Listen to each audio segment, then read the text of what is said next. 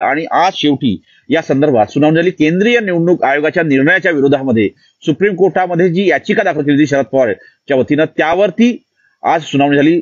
Justice Suryakant आणि justice रविनाथन यांच्या या दोन न्यायमूर्तींच्या समोर या सुनावणी झाली. दोन्ही द्विखंडपीठ होतं.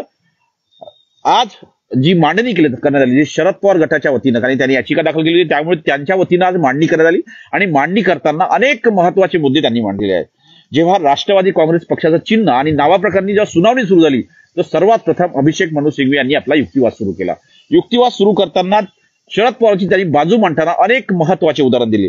त्यांनी म्हटले की आता 20 तारखेला विधिमंडळाचं विधानसभेचं जे आहे ते अधिवेशन बोलवलं आहे. अधिवेशन बोलवल्यानंतर आम्हाला जर वेगळी आयडेंटिटी दिलेली आहे केंद्रीय निवडणूक आयोगाने, ती विधानसभा अध्यक्ष मान्य करत नाहीये.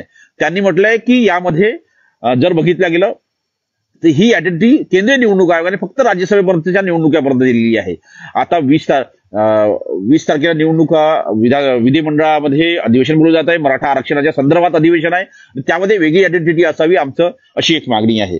आम्हाला एक तात्पुरतं नाव देखील देण्यात आलं होतं. ते नाव होतं राष्ट्रवादी काँग्रेस पक्ष पार्टी शरदचंद्र पवार. त्या नावावरला देखील जे नाव आहे ते नाव फक्त राज्यसभेच्या निवडणुकीपर्यंत देण्यात आलं होतं.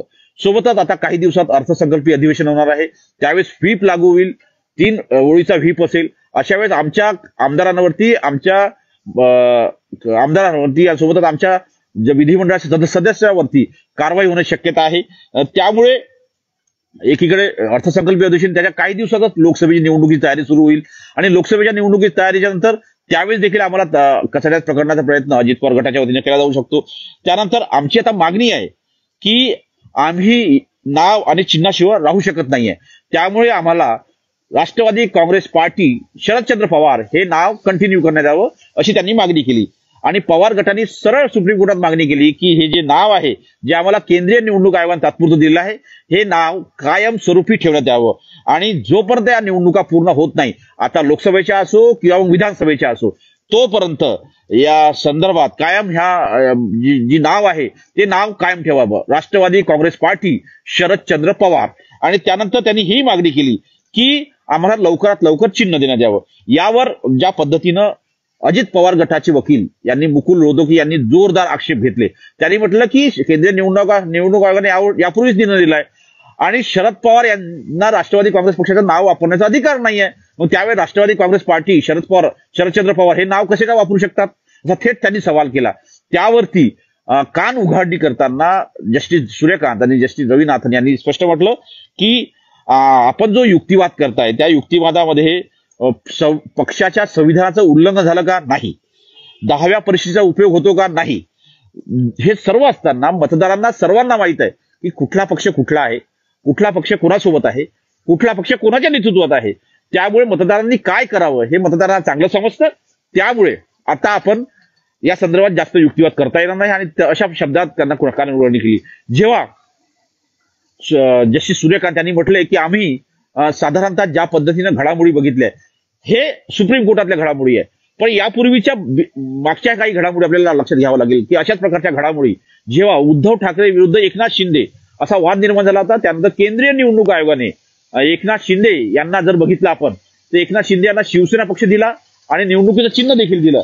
आणि निवडणुकीचं चिन्ह दिल्यानंतर सोबत त्यांनी ज्या पद्धतीनं माहिती मिळते की त्यांना विरोध तो जो विरोध होता उद्धव ठाकरे यांना जे नाव मिळालं होतं शिवसेना उद्धव बाळासाहेब ठाकरे आणि त्यांना पक्षचिन्ह देण्यात आलं मशाल, त्याला विरोध दर्शवला होता. पण केंद्रीय निवडणूक आयोगाने साधारणतः अंधेरी पोटनिवडणुकीच्या वेळी जो निर्णय दिला होता तोच निर्णय आता कायम आहे. कारण की केंद्रीय निवडणूक आयोगाच्या निर्णयाच्या विरुद्ध सुप्रीम कोर्टामध्ये उद्धव ठाकरे यांनी दार ठोठावलंय. सुप्रीम कोर्टाचं त्यांची सुनावणी सुरू आहे, तारखांवरती तारखा पडत आहे, पण पूर्ण सुनावणी अजून झाली नाहीये.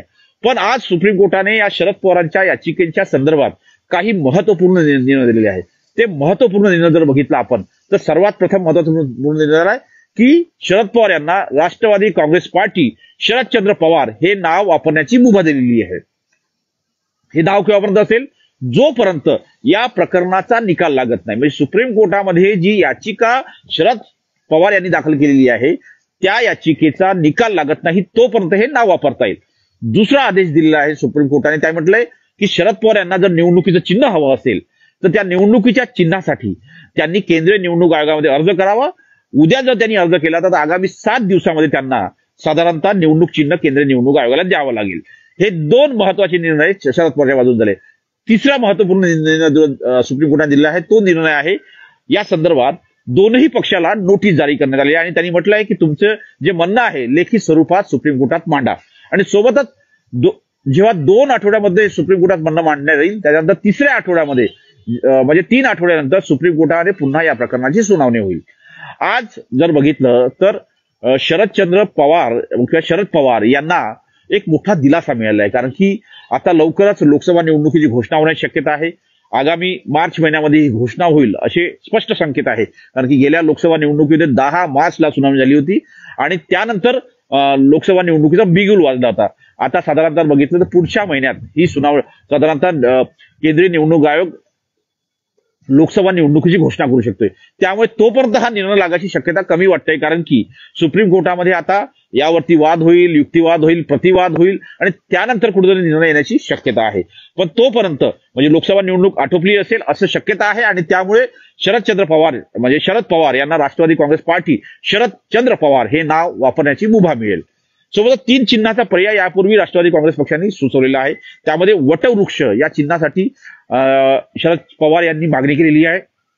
केंद्रीय निवडणूक आयोग यावर निश्चितपणे निर्णय देईल.